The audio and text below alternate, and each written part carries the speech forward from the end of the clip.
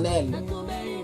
Ce matin, par la grâce de Dieu, nous voudrions, n'est-ce pas, parler sur un thème. En fait, le Saint-Esprit voudrait nous parler de la part du Seigneur sur un thème intitulé « Les mystères des premiers-nés ». Et là, dans les passages que nous avons lus, bien-aimés dans le Seigneur, nous voyons Dieu, l'Éternel, lorsqu'il était descendu en Égypte pour délivrer les enfants d'Israël. Et en sortant du pays de l'Égypte, le Seigneur s'entretient avec son serviteur Moïse et lui dit ceci. « Moïse, mon serviteur, tu me consacreras. » Ce qui veut dire, tu m'offriras, tu me donneras, n'est-ce pas, tous les premiers-nés des hommes et des animaux. Il faudrait déjà, bien aimé dans le Seigneur, remarquer qu'ici, Dieu ne réclame pas que des hommes, mais il réclame également les premiers-nés des animaux. Cela explique que même les animaux, ils ont une certaine valeur devant Dieu. Parce que là, il était question de les consacrer. Il était question de les dédier. Il était question de les offrir à l'Éternel. Et Dieu ne va pas, n'est-ce pas, réclamer, il ne va pas demander que les hommes. Il demande aussi les premiers-nés des animaux. Cela explique, comme je viens de le dire, c'est que quelque part, il y a une certaine considération, il y a une certaine valeur que Dieu accorde aux animaux. Voilà. Et Moïse, n'est-ce pas, va consacrer les premiers-nés à Dieu. Et Dieu, selon la lecture qu'on a faite, il a bien souligné, il a bien indiqué que ce premier-né-là, devrait lui revenir, devrait, n'est-ce pas, lui appartenir. Or, ici, j'aimerais bien aimer dans le Seigneur que nous voyons déjà une sorte d'élection. Parce qu'au fait, vous allez comprendre que tout l'ensemble de la maison d'Israël, tout l'ensemble du peuple d'Israël était déjà désigné, il était déjà considéré comme, n'est-ce pas, le premier-né de Dieu. Nous allons voir cela dans Exode chapitre 4, le verset 22. Là où Dieu appelle Israël, c'est-à-dire tout l'ensemble du peuple d'Israël, Dieu l'appelle mon fils, mon premier-né. Mais ici, il va encore, n'est-ce pas, faire une sorte d'élection pour prendre une portion des hommes et des animaux au milieu du même peuple qu'il avait considéré et appelé comme étant, n'est-ce pas, son premier-né. Nous allons dans Exode chapitre 4, le verset 22. Écoutez ce que Dieu avait déjà dit avant à Moïse. Dieu avait dit ceci à Moïse lorsqu'il lui apparut pour l'envoyer, n'est-ce pas, de pouvoir délivrer les enfants d'Israël de la servitude en Égypte. Dieu dit ceci à Moïse. Tu diras à Pharaon, ainsi parle l'Éternel. Israël est mon fils, mon premier-né. Donc déjà ici, bien aimé dans le Seigneur, dans Exode chapitre 4, Dieu s'était déjà, il avait déjà désigné Israël comme étant son premier-né. Je rappelle que le thème de notre prédication de ce matin s'intitule « Les mystères des premiers-nés » que vous pouvez, n'est-ce pas, voir sur vos écrans. Un premier-né, par définition, c'est l'enfant qui naît le premier par rapport à tous ses frères et sœurs d'une même famille. Cet enfant qui naît le premier, c'est lui qu'on appelle, n'est-ce pas, le premier-né. Nous savons, bien aimés dans le Seigneur, qu'il y a des familles dont le premier-né n'est pas un garçon, mais plutôt une fille. Il y a des premiers-nés femelles, tout comme aussi il y a des premiers-nés, n'est-ce pas, mâles. Mais ici, dans la prophétie, il n'est pas question des premiers-nés. Il est question plutôt des premiers-nés. Mais pourquoi seulement les premiers-nés, mais pas les premiers-nés? Mais c'est parce que, bien aimé dans le Seigneur, il faudrait que nous comprenions une chose. C'est que dans la pensée de la prophétie, le mâle, c'est-à-dire l'homme, les fils, les garçons, ils ont, n'est-ce pas, une certaine prééminence sur les filles. Les mâles ont une primauté sur les femelles. Et ça, c'est Dieu lui-même qui sait le pourquoi. C'est Dieu lui-même qui sait pourquoi il a fait que l'homme, n'est-ce pas, prime sur la femme. Voilà pourquoi ici, il n'est pas question des premières aînées, c'est-à-dire il n'est pas question des enfants femelles qui sont nés les premières, mais il est question plutôt des enfants mâles. Et là, nous venons d'expliquer pourquoi seulement les enfants mâles, bien aimés dans le Seigneur. Mais c'est parce que, comme nous venons de le dire, l'homme prime sur la femme selon que Dieu a disposé les choses dans sa souveraineté. Vous allez comprendre que l'homme et la femme, en réalité, ils ont été créés au même instant. Ils ont été créés au même moment.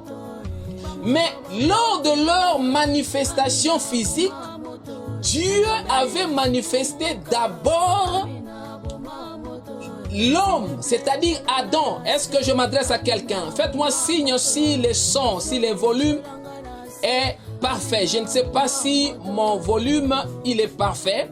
Écrivez-moi pour savoir que le volume, il est parfait, bien-aimé dans le Seigneur. Comme ça, je saurai avancer. Que le Seigneur vous bénisse. Donc là, bien-aimé, j'étais en train d'expliquer le pourquoi du mystère des premiers-nés et pourquoi pas le mystère des premières-nés.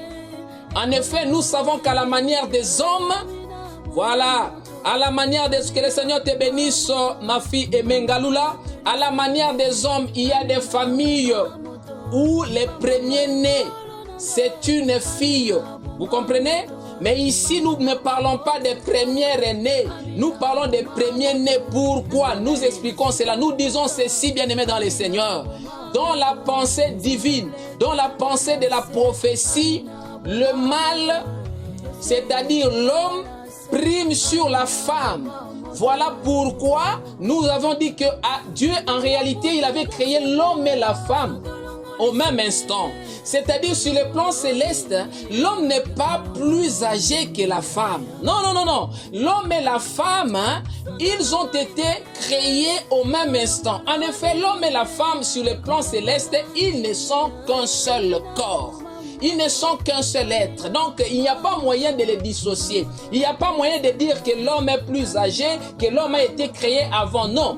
Tous les deux qui ne forment qu'un seul être, ils ont été créés au même instant. Mais lors de leur manifestation maintenant, lors de leur formation, c'est alors que Dieu va manifester en premier l'être masculin, le mâle, et l'être féminin, c'est-à-dire Ève. Dieu l'avait manifesté physiquement après. Vous comprenez? Donc cela indique que Dieu accorde une certaine prééminence ou prédominance, n'est-ce pas, une certaine primauté à l'homme, c'est-à-dire au mâle. Vous comprenez? Alors, nous disons ceci, bien-aimés dans le Seigneur. Déjà dans Exode chapitre 4, il faudrait que vous saisissiez, n'est-ce pas, la pensée de Dieu. Il faudrait que nous saisissions la pensée de la parole de Dieu pour que nous puissions en bénéficier la bénédiction, n'est-ce pas, qui se trouve dans la parole de Dieu. Déjà dans Exode chapitre 4, Dieu avait dit ceci à Moïse, d'aller dire à Pharaon qu'Israël est son premier-né. Donc Dieu avait engendré Israël comme étant le premier-né. Or, quand il y a un premier-né, cela indique que cet enfant-là qui est le premier-né, il a aussi ses frères et sœurs. Et donc, si Israël, écoutez, si Israël est le premier-né de Dieu, cela explique aussi que Dieu, en dehors d'Israël, il a d'autres enfants. Il a d'autres enfants. Et ici, il faudrait comprendre que si Israël est considéré, ou s'il a été considéré comme étant le premier-né de Dieu, c'est à partir d'Abraham. C'est par Abraham, c'est à cause d'Abraham qu'Israël est considéré comme le premier-né. En effet, Israël, pour Dieu, il n'est pas différent d'Abraham. Israël est la descendance d'Abraham. Israël est la race d'Abraham. Et c'est donc Abraham qui est à la base le premier-né de Dieu. Israël est le premier-né d'Abraham, nous disons, le premier-né de Dieu, nous disons par Abraham, et nous expliquons que, bien aimé dans le Seigneur, Abraham, il est le premier-né comment? Il est le premier-né lors de son appel. Lorsque Dieu avait appelé Abraham du milieu du monde, c'est alors que Dieu avait fait d'Abraham, n'est-ce pas, le premier-né. Nous parlons du premier-né parce que notre thème s'intitule « Les mystères des premiers-nés ». Quand Dieu avait dit à Abraham, sors de la maison de ton père, sors de ton pays, sors de ta patrie. C'est à ce moment-là, quand Abraham était sorti, que Dieu avait fait de lui, que Dieu l'avait engendré. Dieu avait engendré Abraham. Abraham était né le jour où il était sorti de la maison de son père.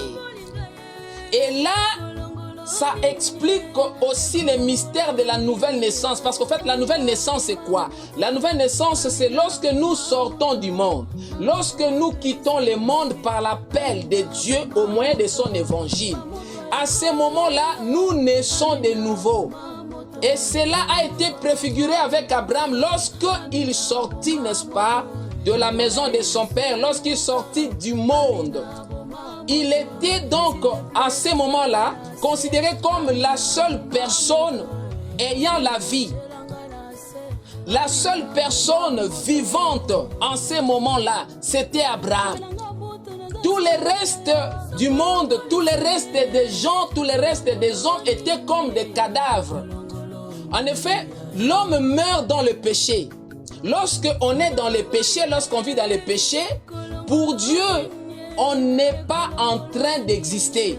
Quelqu'un qui vit dans le péché, pour Dieu, il n'existe pas. Il est mort, il est un cadavre.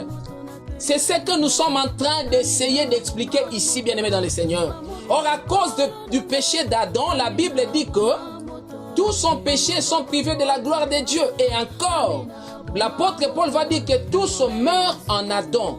Donc, tous les hommes meurent en Adam. Nous mourons en Adam où nous avons tous été, n'est-ce pas, morts en Adam par les péchés. Lorsqu'Adam avait péché, c'est alors que nous étions morts par lui. Maintenant, quand Dieu va appeler Abraham, cela explique aussi la résurrection d'Abraham d'entre les morts. Or, être ressuscité, c'est être né. Est-ce que je m'adresse à quelqu'un?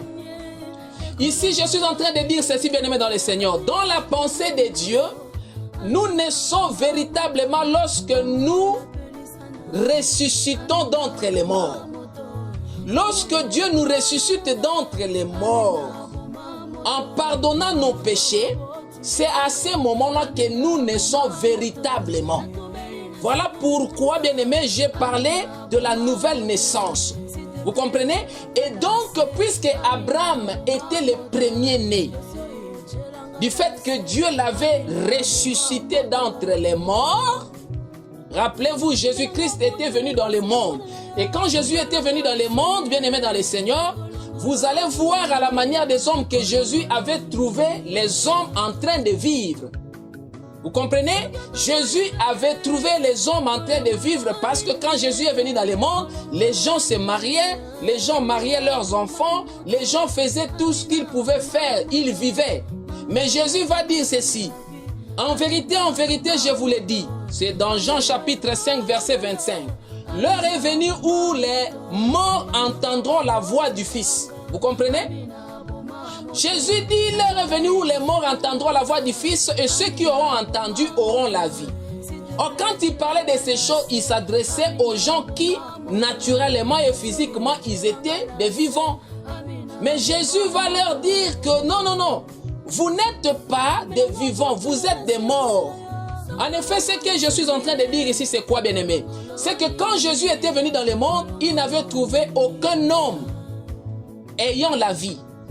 Tous les hommes étaient des cadavres, tous les hommes étaient dans des sépulcres, tous les hommes étaient des ossements desséchés.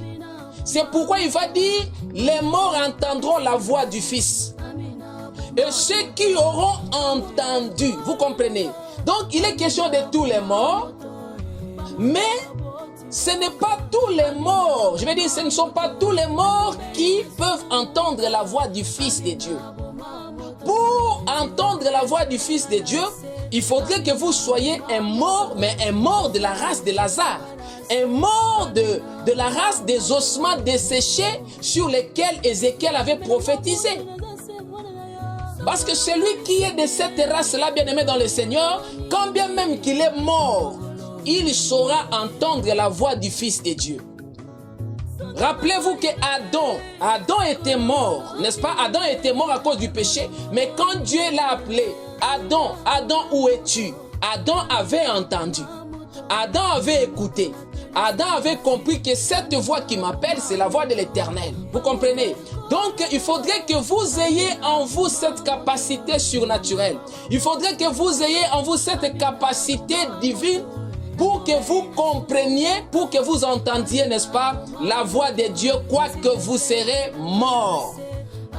Et c'est ainsi que Jésus va dire, les morts entendront la voix du Fils. Et ceux qui auront entendu auront la vie. J'expliquais, bien aimé dans le Seigneur, le mystère de la résurrection, le mystère de la résurrection d'Abraham. Et c'est ainsi qu'Israël, bien-aimé, va se présenter. Israël va être envisagé comme étant le premier-né de Dieu. Israël, le premier-né de Dieu, Israël qui va en Égypte, bien-aimé dans le Seigneur. Mais là, au chapitre 13, verset 1 à 2, et chapitre 13, verset 12, nous voyons Dieu qui va encore dire à Abraham de lui consacrer les premiers-nés de tous les hommes et de tous les animaux. Ici, nous disons qu'il est question de la grâce de Dieu. Il est question de l'élection de Dieu, parce que là, Dieu fait un choix. Dieu a fait un choix. Il a choisi rien que les premiers-nés. Or, quand Dieu choisit rien que les premiers-nés, cela explique aussi que les restes, n'est-ce pas, du peuple là, il n'est pas choisi par Dieu. Les élus de Dieu, les premiers-nés que Dieu choisit ici, bien-aimés dans le Seigneur, ils représentent, n'est-ce pas, la catégorie, la classe, la famille des élus de Dieu. La Bible dit, vous remarquerez, la Bible dit, vous verrez désormais la différence entre ceux qui servent le Seigneur et ceux qui ne le servent pas. Que le Seigneur vous bénisse. Nous vous saluons tous dans le nom de Jésus, bien-aimés. Nous vous saluons tous dans le nom de Jésus. Donc ici maintenant, Moïse va répartir encore le peuple en deux catégories. Il va prendre les premiers-nés pour les consacrer à Dieu. Mais le reste, n'est-ce pas, du peuple n'avait pas été choisi, n'avait pas été consacré à l'Éternel. Et nous disons que ceci parle de l'élection de la grâce de Dieu. Nous n'avons pas été choisis par Dieu parce que nous l'avions mérité, bien-aimés dans le Seigneur. Non, l'élection de Dieu, pour être élu, je vais dire dans l'élection de Dieu, cela ne dépendra pas de vos capacités. Cela ne dépendra pas, bien-aimés dans le Seigneur, de votre volonté. La Bible dit cela ne dépend ni de celui qui veut, ni de celui qui court. Mais cela dépend de Dieu qui il veut élire. Vous comprenez? Et là, Dieu va élire les premiers-nés. Il va élire les premiers-nés des enfants d'Israël.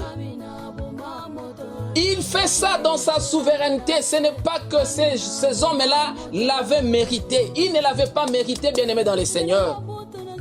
On ne mérite pas d'être élu par Dieu. Ça s'est fait par la grâce de Dieu. Dieu, il est souverain. La Bible dit, il fait ce qu'il veut dans sa souveraineté. Oh, laisse que Dieu fasse ce qu'il veut dans sa souveraineté dans votre vie au nom de Jésus. Quand Dieu décide de faire quelque chose, bien-aimé dans le Seigneur, quand Dieu décide d'accomplir, de réaliser quoi que ce soit dans votre vie, personne ne peut l'arrêter. Il est un Dieu qui ne demande pas d'avis des personnes, qui ne demande pas l'avis des gens pour pouvoir accomplir quelque chose. Il fait toutes choses, bien-aimé, selon sa volonté. La Bible dit Dieu est souverain et il fait ce qu'il veut.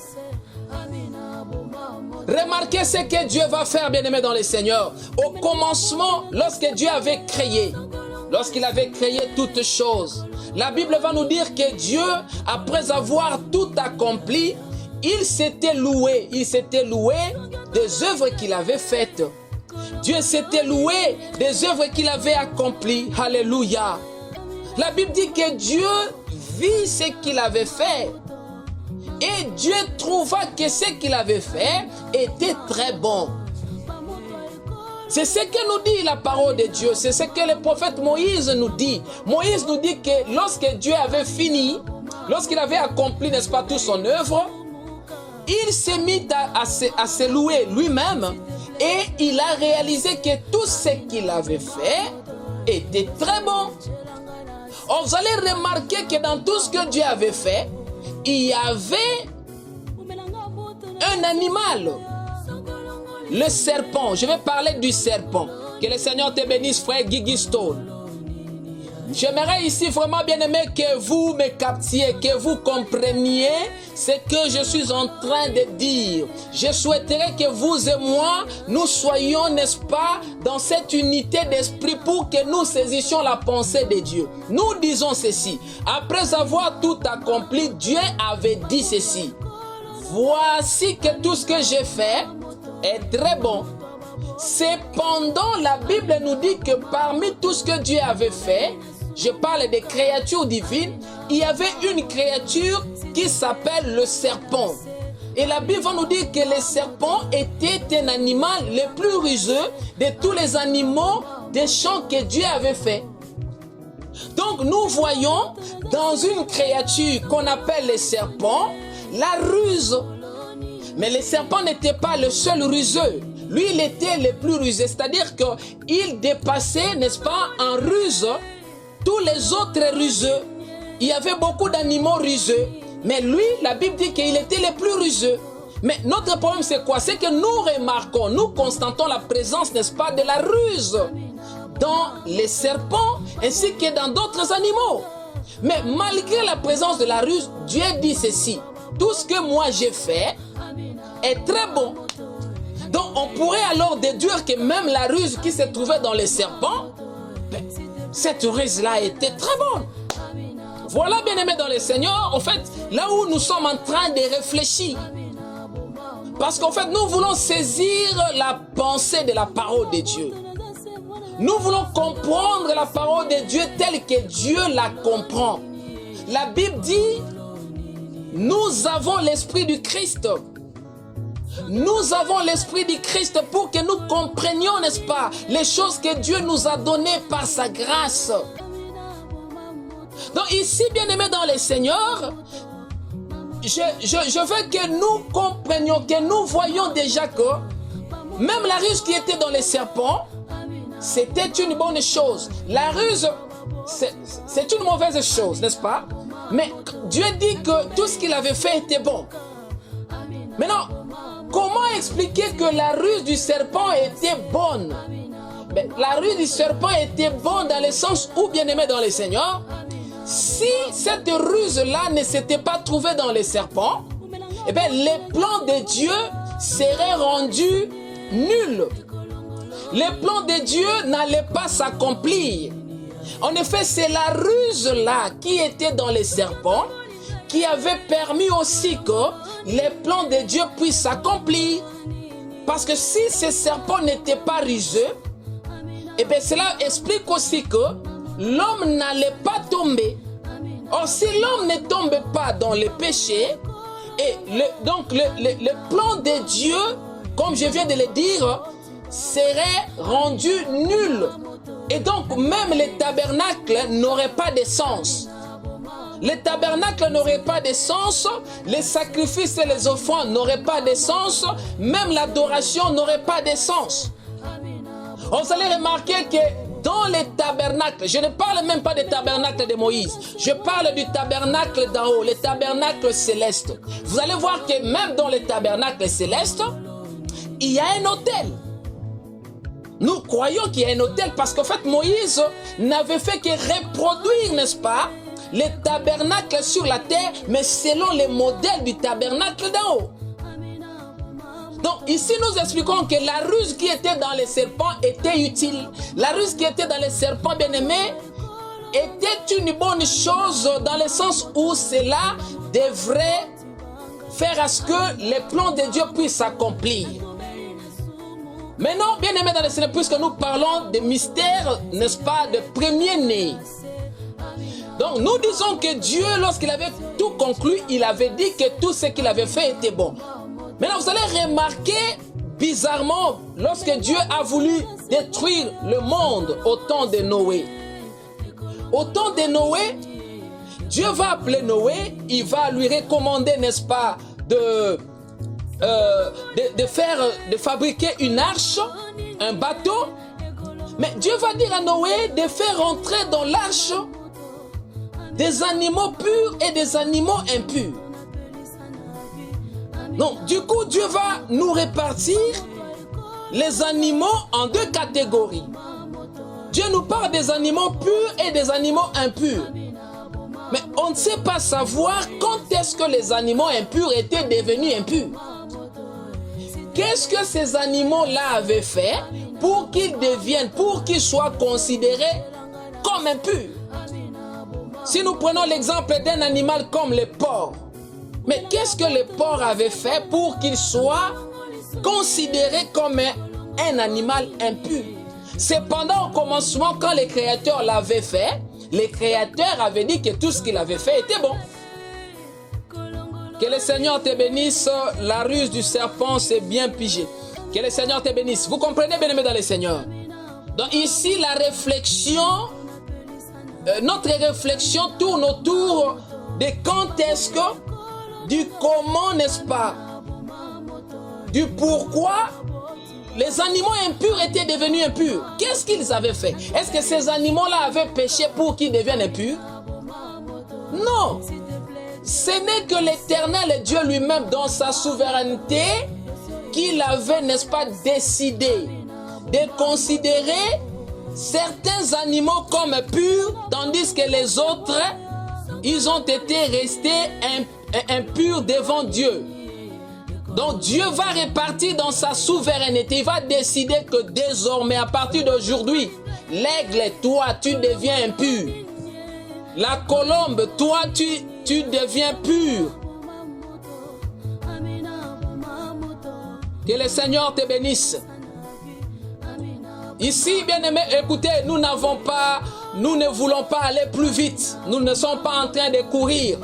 Même s'il faut rester seulement à l'introduction et conclure pour aujourd'hui, nous pouvons le faire. Notre souci, notre préoccupation, c'est que le peuple de Dieu parvienne à comprendre la parole de Dieu. Vous comprenez? Parce que nous savons que la parole de Dieu, c'est-à-dire les Écritures, ne sont pas des Écritures d'un livre qui nous parle, n'est-ce pas, d'une fable. Les Écritures de la Bible, ce sont des écrits d'un livre scellé. Et Dieu veut que nous entrions, n'est-ce pas, dans la connaissance de ce qui est caché dans les Écritures. Nous voulons cela, bien-aimés dans le Seigneur. Donc ici, bien-aimés, puisque nous parlons des mystères des premiers-nés, nous avons dit que si Dieu avait dit à Moïse de lui consacrer les premiers-nés, ce n'était pas parce que les premiers-nés là, ils avaient mérité d'être élus par Dieu. C'était une grâce. Et nous expliquons cela, bien-aimés dans le Seigneur, sur le fait que Dieu, un jour, il avait décidé d'imputer dans sa souveraineté certains animaux un caractère impur.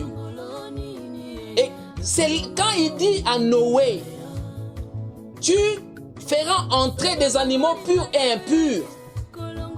Et nous disons que ces animaux impurs n'avaient pas mérité d'être considérés comme impurs. Ni les animaux purs n'avaient pas mérité d'être, n'est-ce pas, envisagés comme étant purs. C'était fait dans la souveraineté de Dieu. Et c'est la même chose avec Abraham.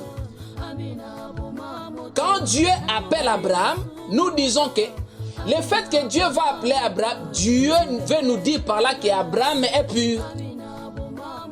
Parce que celui que Dieu appelle, Dieu le purifie. La Bible dit c'est que Dieu avait connu d'avance, il les avait aussi prédestinés, n'est-ce pas, à porter l'image de son fils Jésus. Et ceux qu'il avait prédestinés, il les avait aussi appelés. Ceux qu'il a appelés, il les avait aussi justifiés. Il les avait aussi justifiés, bien-aimés dans le Seigneur. Voilà. Il les avait aussi justifiés. Il les avait aussi justifiés. Donc Dieu va justifier Abraham. Dieu va faire d'Abraham impur. Mais Abraham n'était pas, je dirais, il n'était pas saint. Abraham n'était pas juste. Il n'était pas plus juste que tous les autres hommes. Non. C'est par la grâce que Dieu avait choisi Abraham. C'est par la grâce que Dieu avait appelé Abraham. Même Noé. Noé n'avait pas été appelé par Dieu parce qu'il était droit, parce qu'il était juste, parce qu'il craignait Dieu. Non. Parce qu'il y a des gens qui pensent, j'ai même entendu quelqu'un prêcher que si Dieu avait appelé Noé, ben c'est parce que Noé était juste. C'est faux. La Bible va dire ceci, Noé trouva grâce aux yeux de l'Éternel. Donc parce que si Dieu va choisir Noé parce qu'il était droit, si Dieu va choisir Noé à cause de sa justice, ben Noé aura à se glorifier. Noé aura à dire, ben, si Dieu m'avait appelé, s'il m'avait choisi, c'était à cause de ma justice, c'était à cause de ma sainteté. La Bible dit Noé avait trouvé grâce aux yeux de l'Éternel. Donc quiconque peut trouver grâce aux yeux de l'Éternel, même un sorcier, même un voleur, même un bandit. Aujourd'hui, bien-aimés dans le Seigneur, il y a beaucoup de gens qui sont pasteurs, qui sont frères, qui sont sœurs dans le Seigneur aujourd'hui. Mais hier, si nous regardons leur vie passée, parmi ces pasteurs, parmi, n'est-ce pas, ces frères et sœurs, il y a des sorciers. Ceux qui étaient sorciers autrefois, ceux qui étaient impudiques autrefois, ceux qui étaient prostitués autrefois, ceux qui étaient dans la magie autrefois. Dieu peut choisir n'importe qui qu'il veut. Vous comprenez bien, mesdames et Seigneur. Et c'est la même chose avec ce que Dieu a fait avec les animaux. Je parle des animaux parce que c'est important de saisir aussi les mystères des animaux. Les animaux qui sont autour de nous, bien-aimés dans le Seigneur, il ne faut pas les minimiser, mais à un moment donné, il faut chercher aussi à savoir. Il faut demander à Dieu de pouvoir nous révéler les mystères des animaux.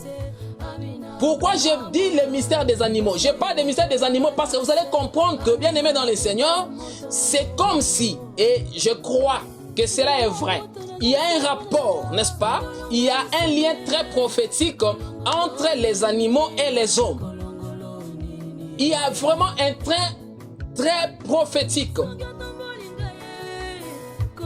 Les animaux sont comme les hommes. Les hommes sont comme les animaux. Mais entre l'animal et l'homme, il n'y a qu'une seule chose. Il n'y a qu'un seul élément, n'est-ce pas, qui les distingue.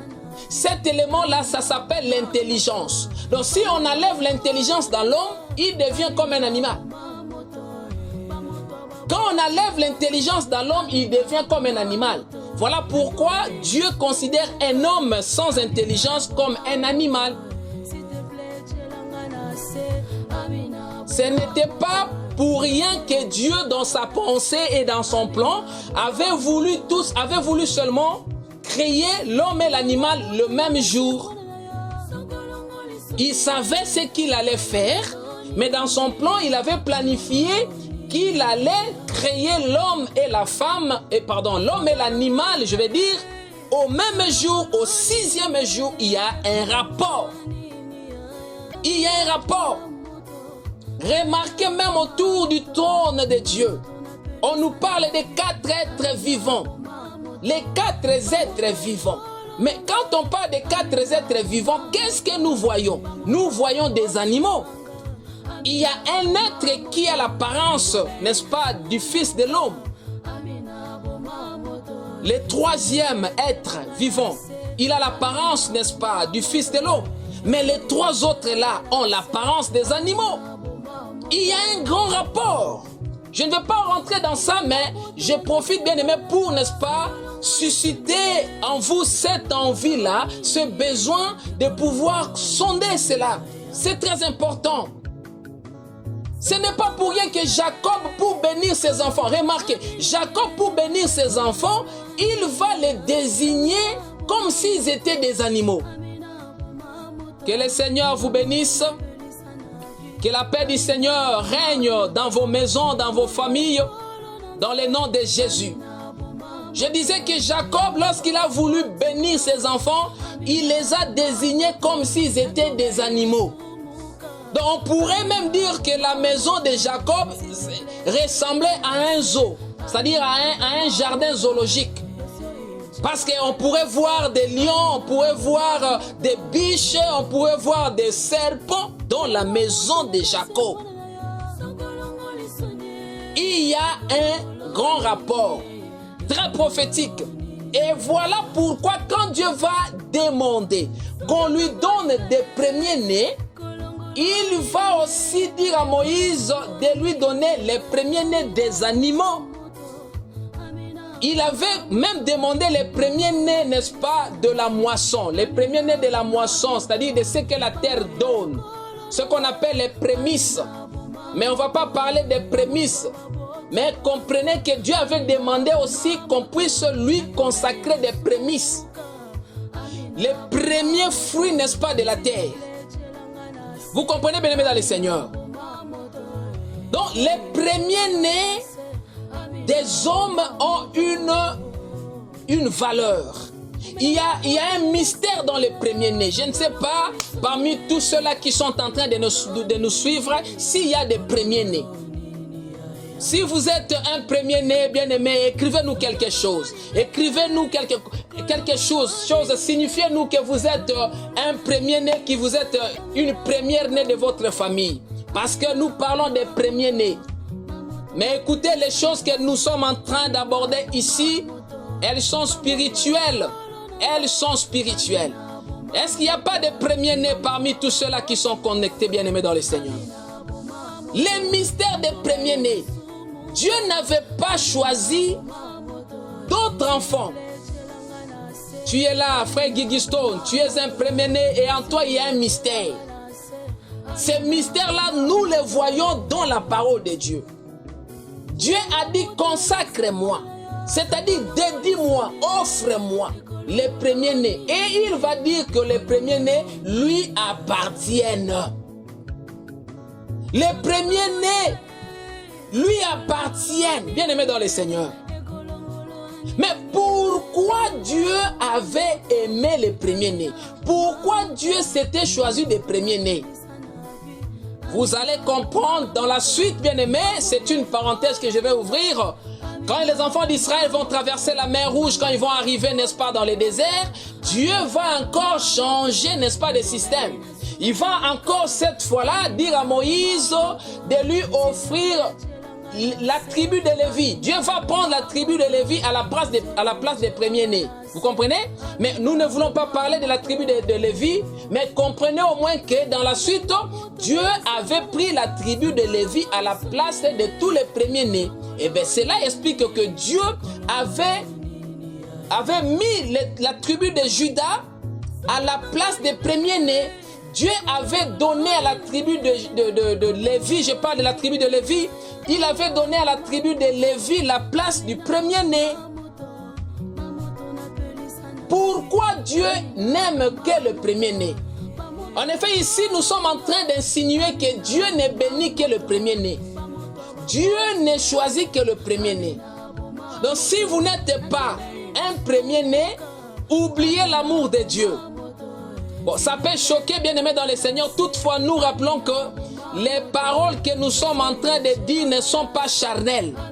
Ces paroles sont esprit et vie. Nous disons que Dieu n'aime que le premier-né. Un premier-né, c'est celui que Dieu a élu. Donc si vous voyez Dieu élire quelqu'un, si vous voyez Dieu se choisir de quelqu'un, comprenez que pour Dieu, celui-là que Dieu a choisi, c'est un premier-né. Donc nous savons que, comme par exemple, Ésaü était né avant Jacob. Jacob était le dernier, Ésaü était le premier. Mais Dieu va aimer Jacob, il va haïr Ésaü. Cela explique qu'en vérité, entre Ésaü et Jacob, celui qui est le premier-né, c'est Jacob. C'est Jacob. Dieu ne bouleverse rien. Voilà pourquoi vous allez remarquer que quand Jacob va vouloir mourir, Jacob, quand il a voulu, n'est-ce pas, mourir en Égypte, Joseph va amener à son père ses deux fils, Ephraïm et Manassé. Et Jacob qui ne voyait rien parce qu'il était devenu aveugle à cause, n'est-ce pas, de l'âge qui était avancé, il va vouloir bénir ses enfants. La Bible dit que Jacob va prendre la main droite. Sa main droite, la main de la puissance, la main de la force.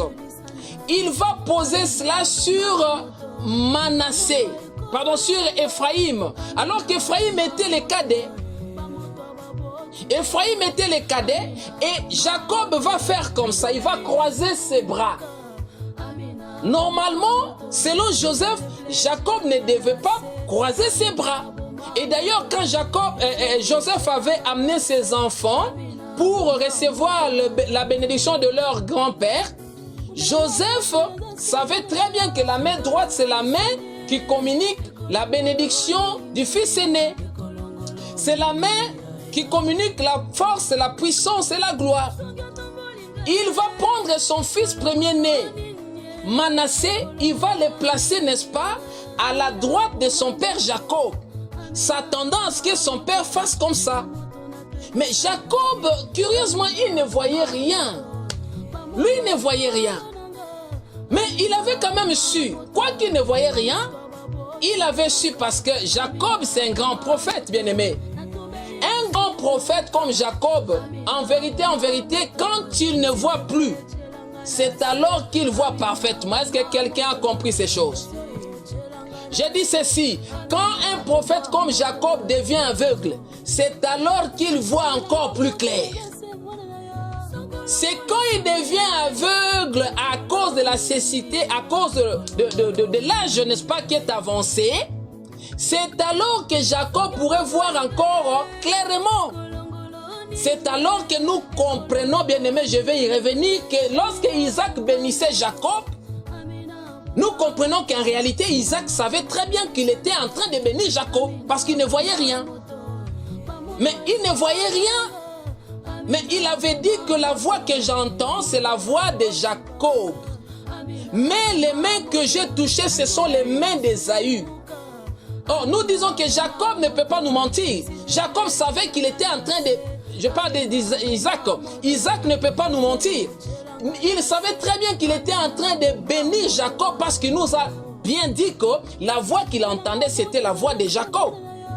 Et moi, j'estime qu'on peut bien, n'est-ce pas, reconnaître quelqu'un lorsqu'on est aveugle. On peut bien reconnaître quelqu'un par sa voix que par les toucher. Donc, il savait qu'il était en train de bénir Jacob. C'est pourquoi j'ai dit qu'un prophète comme Jacob, comme Isaac, voit plus clairement lorsqu'il devient aveugle. Et j'expliquais ce que Jacob avait fait, n'est-ce pas, à l'égard des enfants de Joseph. Il va croiser ses bras pour bénir l'enfant qui était, selon Joseph, le cadet, c'est-à-dire Ephraïm. Mais il va prendre sa main droite, il va, n'est-ce pas, la mettre sur Manassé qui était né biologiquement et physiquement le premier. Nous disons ceci, bien-aimés dans le Seigneur. À cela, Jacob était en train de vouloir tout simplement rétablir l'ordre des choses. Le Seigneur Jésus a dit, beaucoup de premiers seront les derniers et beaucoup de derniers seront les premiers. Oh, Jésus n'est pas là pour bouleverser les choses. Jésus est là pour rétablir les choses, n'est-ce pas, dans leur état, dans leur position initiale. Et donc Jacob voulait par là nous instruire qu'en réalité, c'est Ephraïm qui était le premier-né. Dans la pensée de Dieu, c'est Ephraim qui était le premier-né. Et comme Dieu n'est béni que le premier-né, comme le Père n'est béni que le premier-né, c'est alors que Jacob avait, n'est-ce pas, croisé ses bras pour conférer la bénédiction du droit d'aînesse, la bénédiction de l'aîné à Ephraïm. Dieu n'est béni que les premiers-nés bien-aimés dans le Seigneur. Pour bénéficier de la bénédiction de Dieu, il faudrait que nous soyons des premiers-nés. Nous parlons du mystère des premiers-nés. Celui qui n'est pas né les premiers en Dieu ne peut pas s'attendre à la bénédiction de l'Éternel. Mais nous disons ceci, les choses que nous disons sont esprit et vie. Que le Seigneur vous bénisse. Écrivez-moi un amen bien-aimé dans le Seigneur. Oui, signifiez-moi que vous êtes en train de me saisir, vous êtes en train, n'est-ce pas, de comprendre la voix du Saint-Esprit. La Bible dit, écoutez ce que l'Esprit dit aux églises. Écrivez-moi un amen, un alléluia. Un amen, un alléluia, bien-aimé dans le Seigneur. Maintenant, pourquoi Dieu s'est choisi des fils premiers-nés? On a déjà compris que la première raison, c'est la grâce. Vous comprenez? C'est la grâce d'abord qui est la raison principale pour laquelle Dieu s'était choisi des premiers-nés. Mais une autre raison pour laquelle Dieu s'est choisi des premiers-nés, une autre raison qui fait des premiers-nés, n'est-ce pas, des enfants, on pourrait dire, spéciaux par rapport à leurs frères, c'est quoi? Nous allons lire Genèse chapitre 49, verset 3. Genèse chapitre 49, le verset 3. Là, nous allons encore comprendre pourquoi Dieu s'était choisi rien que de fils premiers-nés. Écoutez ce que la Bible va nous dire dans Genèse chapitre 49, le verset 3. Il s'agit de la bénédiction de Jacob sur son fils premier-né Ruben. Jacob va dire ceci. Ruben, toi mon premier-né, ma force est les prémices de ma vigueur, supérieure en dignité et supérieure en puissance. Ici, dans cette prophétie, dans cette bénédiction prophétique de Jacob sur Ruben, nous comprenons, bien-aimés dans le Seigneur, que le premier-né, au fait, le premier-né, c'est un enfant qui incarne la vigueur de son père. Est-ce que je m'adresse à quelqu'un? Il dit, Ruben, toi, mon premier-né, ma force est les prémices de ma vigueur, supérieure en dignité et supérieure en puissance. Donc, le premier-né, c'est un enfant, c'est le fils qui incarne, c'est le fils qui représente, n'est-ce pas, la force du Père, la puissance du Père. Donc, voilà pourquoi les pères, n'est-ce pas, bénissaient leurs enfants. Voilà pourquoi Dieu avait ordonné qu'on puisse bénir les premiers-nés d'une bénédiction plus que leurs frères. Mais c'est parce que le premier-né, comme nous venons de le voir, il incarne, n'est-ce pas, la force de son père. Mais qu'est-ce que cela explique lorsque David dit à Ruben qu'il est la vigueur, il est les prémices, j'aime ça, il est les prémices de sa vigueur. Donc nous avons la vigueur, nous avons la force, mais nous avons ici les prémices de la force. C'est-à-dire, les prémices de la force, c'est la force première. C'est la première vigueur. Et l'enfant premier-né représente ces prémices de la force du Père. Ici, bien-aimés dans le Seigneur, nous sommes en train de vouloir comprendre pourquoi la prophétie accorde tant de considérations et de privilèges au premier-né. Pourquoi Dieu n'est béni que le premier-né? Je rappelle ici, Dieu n'est béni que le premier-né. Il n'est béni que les premiers-nés. Donc, si vous cherchez les bénédictions de Dieu, si vous vous attendez ou vous aspirez aux bénédictions de Dieu, cherchez à savoir si vous êtes un premier-né. Si vous êtes un premier-né, réjouissez-vous. Bénissez le Seigneur bien-aimé, parce que vous êtes dans les bénédictions de Dieu. Mais si vous n'êtes pas un premier-né, oubliez les bénédictions de l'Éternel. Mais ici, nous parlons des premiers-nés prophétiquement. Il n'est pas ici question des choses naturelles. Il n'est pas question des choses naturelles. Et donc, j'expliquais bien-aimé dans le Seigneur que Ruben, son père dit de lui qu'il était les prémices de sa force. C'est pour autant expliquer que le premier-né représente, comme je l'ai dit, il incarne, n'est-ce pas, la vigueur du Père, la force du Père, la puissance du Père. Le premier-né est la droite du Père.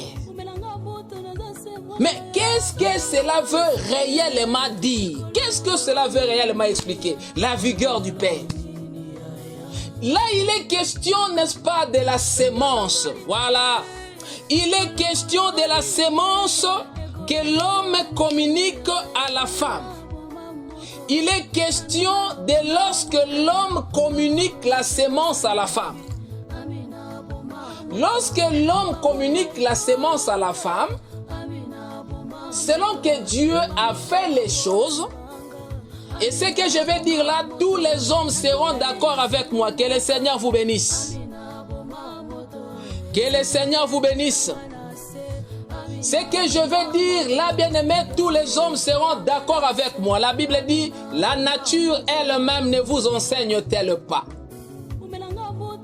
Ce que nous voulons dire, c'est quoi, bien-aimés dans le Seigneur? C'est que lorsque l'homme transmet la sémence à la femme, il y a une vigueur que l'homme exerce. Il y a une force que l'homme exerce. Voilà. Il y a une force qui sort de l'homme lorsqu'il communique à la femme la sémence. Et lorsque l'homme communique la sémence pour la toute première fois, cette sémence-là, c'est ce que Jacob appelle les prémices de sa vigueur. Est-ce que je m'adresse à quelqu'un? Quand Jacob avait communiqué pour la première fois la sémence à Léa, parce que c'était la toute première fois que Jacob puisse communiquer la sémence. Est-ce que je m'adresse à quelqu'un? Oh, Jacob était un chaste. Jacob n'avait jamais libéré sa sémence avant. Pour la toute première fois que Jacob avait eu à libérer sa sémence, c'était avec Léa. Est-ce que je m'adresse à quelqu'un? C'était avec Léa. Et cette sémence avait produit un enfant qu'on appelle Ruben. Voilà pourquoi il dit de Ruben qu'il est les prémices de sa force. En effet, chaque homme, à chaque fois que l'homme libère la sémence, l'homme devient, petit à petit, l'homme devient faible. Est-ce que je m'adresse à quelqu'un? Est-ce que je m'adresse à quelqu'un? Écrivez-moi un alléluia prolongé. Écrivez-moi un amen prolongé, bien-aimé dans le Seigneur, pour me rassurer que vous êtes en train, n'est-ce pas, de suivre et de comprendre la voix de l'Esprit. Je disais ceci. Au fur et à mesure que l'homme libère la sémence, l'homme, n'est-ce pas, devient de plus en plus faible jusqu'à ce que l'homme va sombrer dans ce qu'on appelle l'impuissance. Est-ce que je m'adresse à quelqu'un? L'homme sombre dans l'impuissance au fur et à mesure qu'il libère la sémence. Vous comprenez? Voilà pourquoi Sarah ne pouvait que se réjouir. Voilà pourquoi Sarah ne pouvait que faire une fête lorsqu'elle s'était rendue compte qu'elle était devenue enceinte. Oh, Sarah a dit, moi je suis devenue enceinte. Sarah n'avait pas conçu, elle ne pouvait pas s'imaginer qu'elle pouvait devenir enceinte. Pourquoi? Mais c'est parce qu'elle savait très bien que son mari Abraham était devenu vieux. Donc Abraham n'avait plus la force. Abraham n'avait plus la vigueur. C'est ainsi que Sarah va se réjouir. Elle va dire ceci: j'ai donné un fils à mon mari dans sa vieillesse. Écoutez, les choses divines s'expliquent naturellement. La Bible dit: la nature ne vous enseigne-t-elle pas? Si nous observons, bien aimés, minutieusement la nature, on peut entendre la voix de Dieu. On peut comprendre les voix de Dieu parce qu'au fait, Dieu s'explique au travers de la nature. Quand je parle de la nature, c'est que je parle de nous également, nous les hommes. Nos vies expliquent les mystères de Dieu. Voilà pourquoi, bien aimé dans le Seigneur, on n'avait pas compris pourquoi Jacob aimait beaucoup plus Joseph et Benjamin.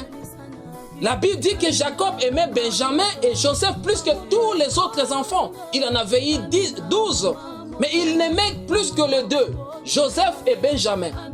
Et la Bible va nous dire que si Jacob aimait beaucoup Joseph et Benjamin, ben c'était parce qu'il les avait eus dans sa vieillesse. Il les avait eus dans sa vieillesse.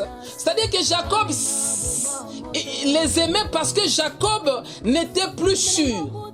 Jacob n'avait plus confiance en lui-même. Jacob n'avait plus espéré qu'il pouvait encore faire des enfants parce qu'il était devenu vieux. Maintenant, quand il a vu qu'il a fait des enfants dans sa vieillesse, il a eu de l'amour sur ses enfants plus que l'amour qu'il avait eu, n'est-ce pas, sur les enfants qu'il avait eu dans sa jeunesse.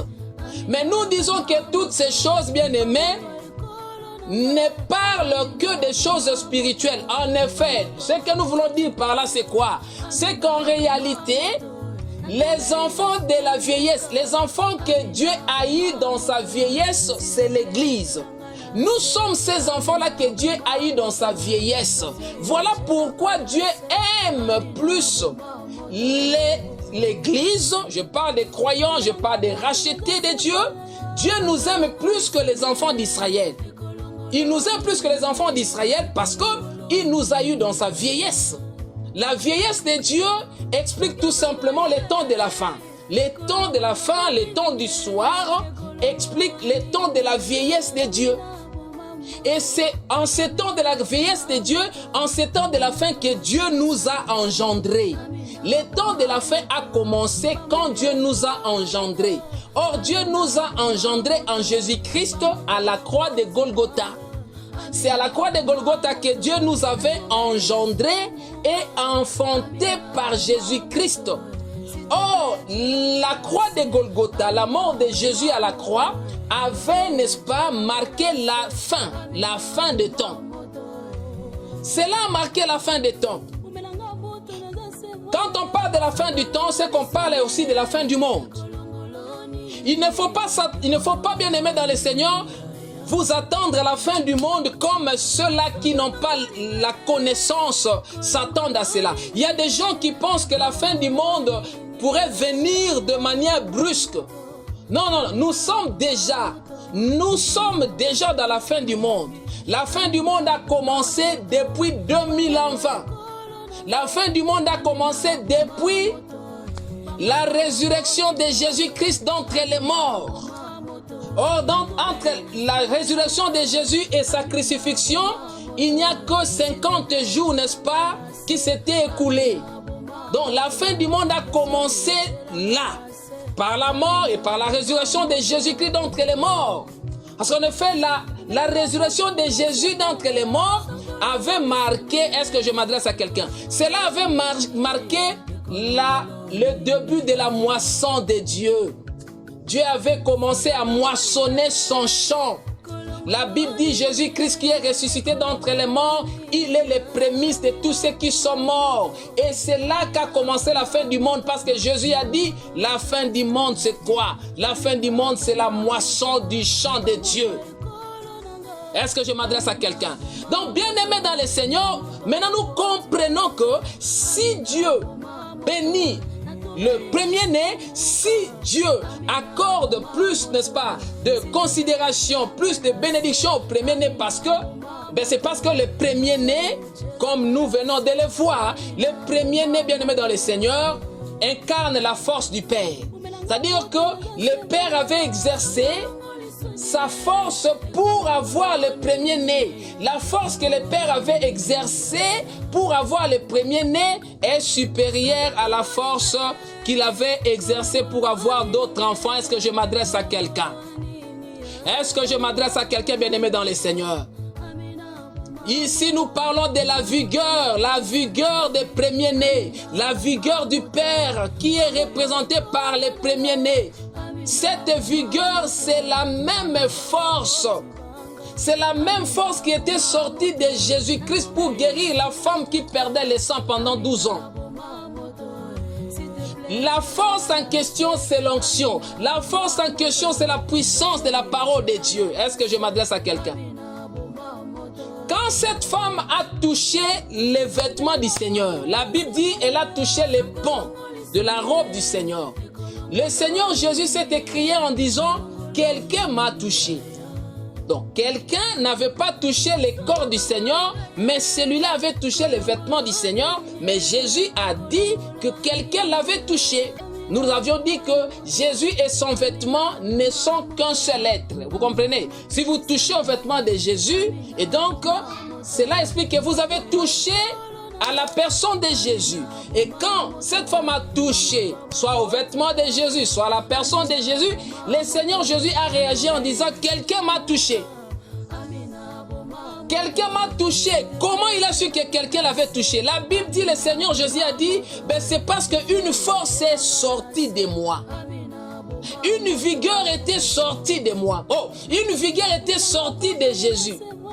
Mais la Bible ne nous a pas dit où est-ce que cette force-là était partie rentrer. Elle était sortie de Jésus. On sait seulement que la force était sortie de Jésus. Mais elle s'était dirigée où? Voilà. Ça, c'est une très bonne question. Que le Seigneur vous bénisse dans le nom de Jésus. La force était sortie du Seigneur. C'est ce que nous disons. Mais cette force, quand elle était sortie de lui, elle s'était dirigée où? Nous disons que cette force-là était entrée dans la femme. Mais il s'agit là de quelle force? Il s'agit de la vigueur dont nous parlons ici, bien-aimés. Il s'agit de la vigueur de l'homme, la vigueur de Jacob. Cette vigueur qui confère, n'est-ce pas, au premier-né la bénédiction des droits d'aînesse. Parce qu'en fait, vous allez comprendre que les premiers-nés recevaient la double portion de bénédiction. Cette force, quand elle était sortie du Seigneur, nous disons qu'elle était entrée, n'est-ce pas, dans la femme. Que le Seigneur te bénisse, frère Guigui. C'était en réalité la sémence. La sémence qui est la parole de Dieu. Cette sémence était sortie du Seigneur pour entrer, n'est-ce pas, à la femme. Ce n'est pas pour rien que cette histoire-là ne devrait concerner qu'une femme. Ce n'est pas pour rien qu'il ne devrait être qu'une femme qui, n'est-ce pas, qui devrait être en train de souffrir pendant 12 ans. Vous allez remarquer que quand la force est entrée dans la femme, la Bible va nous dire que au même instant, l'écoulement du sang avait arrêté. L'écoulement du sang avait cessé.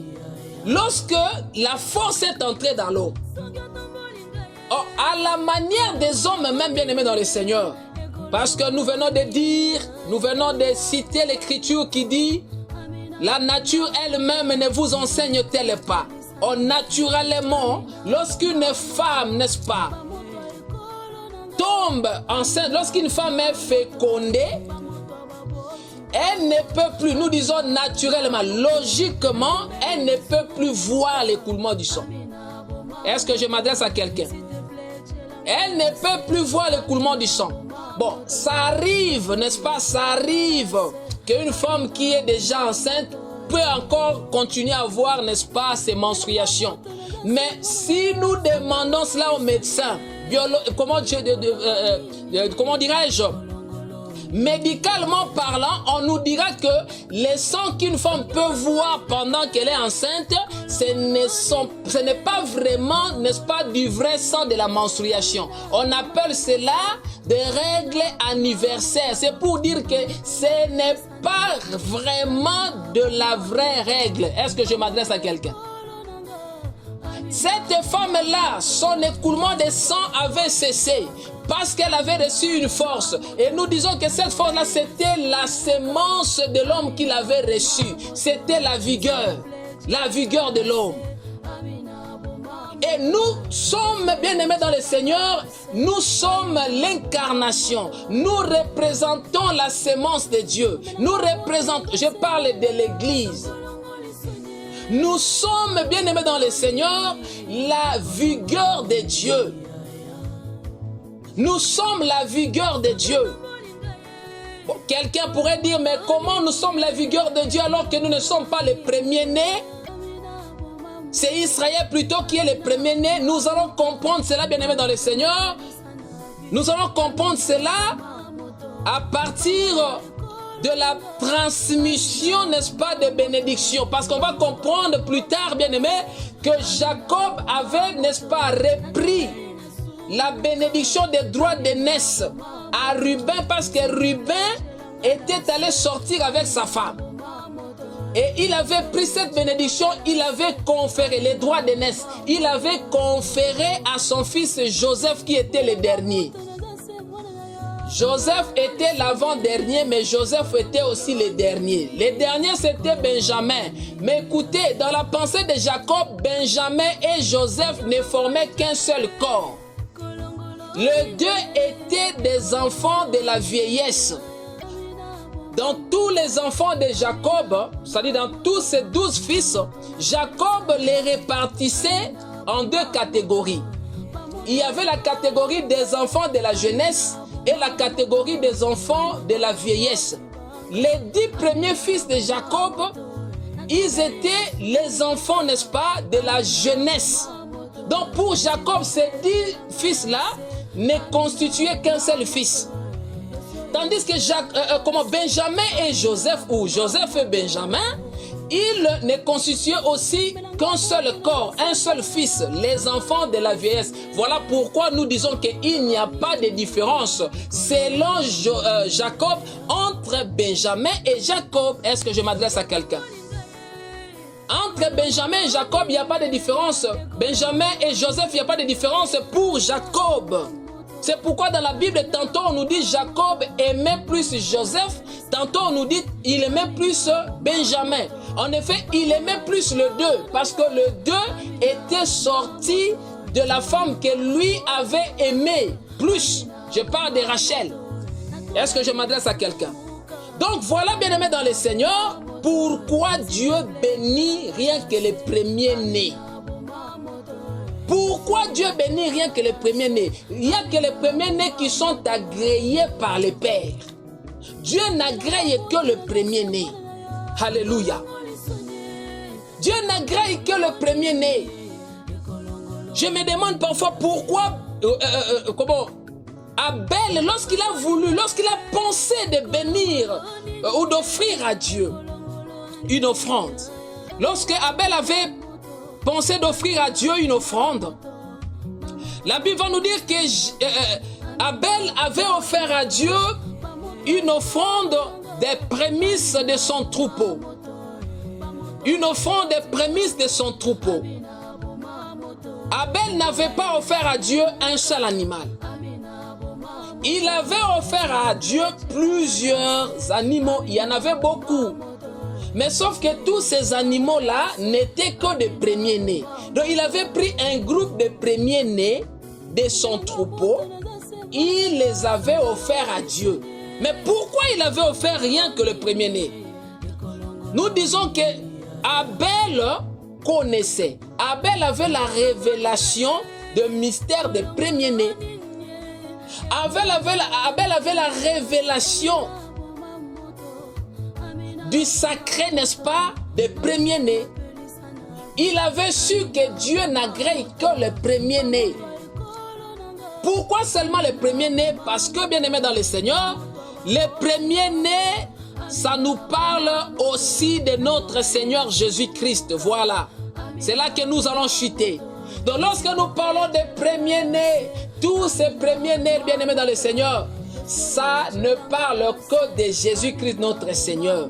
Même Israël n'était pas véritablement le premier-né de Dieu. Au début, nous avions lu qu'Israël est le premier-né de Dieu selon la déclaration faite par Dieu lui-même. Dieu avait dit à Moïse qu'Israël est son premier-né. Mais nous disons que Dieu n'a pas deux premiers-nés. Dieu n'a pas trois premiers-nés. Un homme ne peut pas avoir plusieurs premiers-nés. Ça ne peut pas se faire. Donc Israël ne peut pas être le premier-né de Dieu, alors que Jésus aussi est le premier-né de Dieu. Mais entre Israël et Jésus, qui est véritablement le premier-né? Le premier-né de Dieu véritablement, c'est Jésus. C'est lui le premier-né de Dieu. Nous allons lire ça dans Colossiens chapitre 1 verset 15. Projetez-nous Colossiens chapitre 1 verset 15. Colossiens chapitre 1 verset 15. La Bible va nous dire, il est la tête du corps de l'Église, il est le commencement, le premier-né d'entre les morts, afin d'être en tout les premiers. Colossiens chapitre 1 verset 15. Nous allons lire cela, bien-aimés dans le Seigneur. Donc je prends Colossiens chapitre 1 verset 15. Écoutez, la Bible va nous dire ceci. Le Fils est l'image du Dieu invisible, le premier-né de toute la création. Voyez-vous, c'est le Fils de Dieu qui est le premier-né de toute la création. C'est Jésus qui est le premier-né de toute la création. Voilà pourquoi Dieu a béni Jésus-Christ de toutes les bénédictions. Donc pour vivre les bénédictions de Dieu, il faudrait que vous soyez en Jésus. Pour bénéficier des bénédictions de Dieu, il faudrait que vous soyez en Jésus. Quand nous parlons de la bénédiction de Jésus ici, bien-aimé dans le Seigneur, c'est que nous parlons de la double portion. Nous parlons de la double portion des bénédictions. En effet, Dieu bénit tous ses enfants. Dieu bénit même les sorciers. Parce que même les sorciers, ils sont enfants de Dieu. Dieu bénit même les sorciers, Dieu bénit même les magiciens, Dieu bénit tout le monde. Parce que tous les hommes sont enfants de Dieu. Mais ici, nous parlons de la double portion des bénédictions. C'est-à-dire que le Fils est né. Pour comprendre cela, nous allons d'abord lire Deutéronome chapitre 21, verset 27. Et là, nous allons voir les prérogatives, n'est-ce pas, des premiers-nés. Pour comprendre comment Dieu bénit les premiers-nés. Deutéronome chapitre 27, verset 17. Deutéronome 21, verset 17. La Bible va nous dire ceci, bien-aimé. On dira, mais il reconnaîtra. Le il, c'est-à-dire l'homme. Il est question de l'homme, le Père. Il reconnaîtra pour premier-né le fils de celle qu'il n'aime pas. Donc, un homme qui a une femme ou qui a deux femmes, mais il n'aime pas l'une. C'est-à-dire, il n'aime pas une de ces deux femmes, mais néanmoins, même s'il n'aime pas cette femme-là, il doit reconnaître, n'est-ce pas, comme premier-né, la femme de cette femme, l'enfant de cette femme qu'il n'aime pas. Cette femme que l'homme n'aime pas a mis au monde un enfant. Et cet enfant-là, il est le premier-né de l'homme. Mais quoi que l'homme n'aime pas cette femme, il doit toujours reconnaître pour premier-né l'enfant qui est né de la femme qu'il n'aime pas.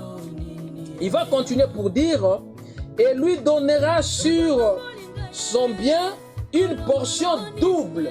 Voyez-vous, une portion double car ses fils est les prémices de sa vigueur. Les droits d'aînesse lui appartiennent. Le droit d'aînesse revient, n'est-ce pas, au premier-né, même si il est né de la femme que l'homme n'aime pas. Cela va toujours lui revenir. La double portion. Et on a lu, bien-aimé dans le Seigneur, dans Colossiens chapitre 1, verset 15, c'est que c'est Jésus qui est le premier-né. Le premier-né de toute la création. Le premier-né de Dieu, c'est Jésus. Et donc, c'est Jésus qui a reçu de Dieu la double portion de bénédiction. Nous expliquons maintenant cette double portion de bénédiction, bien-aimés dans le Seigneur. En Jésus-Christ, nous sommes co-héritiers avec Jésus. Nous sommes membres du corps de Jésus. Jésus, c'est un corps qui a plusieurs membres. Et les membres de ce corps-là, c'est nous, l'Église du Seigneur. Et comme Jésus-Christ, il est le premier-né de Dieu, cela explique que nous tous qui croyons en lui, nous tous qui formons, n'est-ce pas, les membres de son corps, nous sommes également considérés par Dieu comme étant ses premiers-nés. Nous sommes les premiers-nés de Dieu. Voilà pourquoi le Seigneur Jésus va dire à Pierre, tous ceux qui ont abandonné leurs biens, ils seront bénis dans les siècles présents, mais ils seront aussi bénis dans les siècles à venir. Cela parle aussi de la double portion des bénédictions. La double portion du bien qui revient, n'est-ce pas, au premier-né. Est-ce que je m'adresse à quelqu'un? Qui revient au premier-né. Parce que nous sommes les premiers-nés, nous allons voir ça, bien-aimés dans le Seigneur. Hébreux chapitre 12, verset 18 à 23. Hébreux chapitre 12, verset 18 à 23. Frère, tu peux nous balancer le passage en question? Hébreux chapitre 12, verset 18 à 23. Ce passage, bien-aimé, nous fera voir que nous sommes des premiers-nés de Dieu. Et comme nous sommes des premiers-nés de Dieu, nous sommes donc bénis. Nous sommes bénis de Dieu d'une double portion de bénédiction. Balancez-nous Hébreux chapitre 12, 18 à 23. Oh, la parole de Dieu. La parole de Dieu, elle est bonne. Parce que la parole de Dieu nous donne l'intelligence. Écoutez, la Bible va nous dire ceci. On dira, vous ne vous êtes pas approchés d'une montagne qu'on pouvait toucher et qui était embrasée par le feu, ni de la nuée, ni des ténèbres, ni de la tempête. On parle de la montagne de Sinaï, verset 19. Ni du retentissement de la trompette, ni du bruit des paroles, telles que ceux qui l'entendirent demandèrent qu'il ne leur en soit pas adressé une de plus. Verset 20. Car ils ne supportaient pas cette déclaration. Même si une bête touche la montagne, elle sera lapidée. Et ce spectacle était si terrible que Moïse dit, je suis épouvanté et tout tremblant. Verset 22. Mais vous vous êtes approchés de la montagne de Sion, de la cité du Dieu vivant, la Jérusalem céleste, des myriades qui forment le cœur des anges. Verset 23. De l'assemblée des premiers-nés. Voyez-vous, bien-aimés dans le Seigneur, nous nous sommes approchés de l'assemblée des premiers-nés. Il est ici question d'une assemblée, mais une assemblée des premiers-nés. Donc, cette assemblée des premiers-nés, c'est quoi au fait? C'est qui au fait? Or, si vous descendez avec la lecture de ce chapitre 12 des Hébreux, vous allez comprendre que cette assemblée des premiers-nés, c'est toute une personne, une seule personne, mais qui est à la fois une assemblée. C'est l'homme de Jésus-Christ. Parce qu'en bas, on dira, vous vous êtes approchés de Jésus-Christ, on va parler du sang de l'aspersion, mais on parlera aussi de Jésus-Christ. Donc Jésus-Christ, il est une assemblée des premiers-nés. Mais pourquoi on parle d'une assemblée? On parle d'une assemblée parce que là, il est question de l'Église. Il est question de nous. Jésus, c'est un corps qui a plusieurs membres. Ceci explique aussi l'offrande d'Abel. Nous avions dit qu'Abel n'avait pas offert, parce que certains pensent qu'Abel avait offert un animal. Abel avait offert un groupe d'animaux. Mais tous ces animaux-là étaient des premiers-nés. C'est nous, c'est l'Église. Nous constituons un corps qui est un premier-né de Dieu. C'est le Christ Jésus. Et donc, bien-aimés dans le Seigneur, vous qui êtes, nous qui sommes chrétiens, nous qui sommes en Christ, nous qui avons donné nos vies en Jésus-Christ, nous qui sommes devenus participants à la nature de Dieu, nous devons garder dans notre esprit que nous sommes bénis. Que nous sommes bénis de Dieu, bien-aimés dans le Seigneur. Ne pensez jamais que vous êtes maudits. Ne pensez jamais qu'une malédiction qui se serait prononcée par un sorcier pourrait avoir de l'effet sur votre vie. Comprenez, bien-aimés dans le Seigneur, qu'aujourd'hui le Saint-Esprit nous a envoyé la parole pour nous rappeler encore que nous sommes des premiers-nés de Dieu. Et en tant que des premiers-nés de Dieu, nous sommes bénis. Parce qu'au fait, Dieu n'est béni que le premier-né. Dieu n'est béni que le premier-né et en Christ Jésus. Voilà pourquoi la Bible dit en lui, nous sommes bénis de toutes sortes de bénédictions spirituelles dans les lieux célestes. Or, pour Dieu, les choses spirituelles elles ont plus de valeur que les choses matérielles. Mais Dieu va nous bénir de toutes sortes de bénédictions spirituelles. Mais si Dieu vous bénit de toutes sortes de bénédictions spirituelles, comment ne vous bénira-t-il pas avec des choses matérielles? Et pourtant, les choses spirituelles sont plus précieuses que les choses matérielles. Donc, croyez que toutes ces bénédictions-là sont à vous, bien-aimés dans le Seigneur. Ainsi, nous vivons la paix du Saint-Esprit. Ainsi, nous vivons la paisibilité avec le Saint-Esprit. Le mystère des premiers-nés. Nous bénissons le Seigneur pour tous les avantages qui nous a comblés en Christ Jésus en tant que le premier-né. Nous disons merci à Dieu pour toutes ces prérogatives, bien-aimés, que nous jouissons en Jésus-Christ comme étant les premiers-nés. Que la paix du Seigneur soit avec vous, que le Seigneur bénisse votre journée et que votre semaine qui va commencer demain par la grâce de Dieu soit une semaine bénie. Que la main du Seigneur s'étende sur vous dans le nom puissant de Jésus-Christ. Que j'ai ainsi prié, déclaré ces bonnes paroles sur vous, dans le nom de Jésus. Amen. Passez un très bon dimanche chez vous dans le nom de Jésus. Amen. Gloire à Jésus.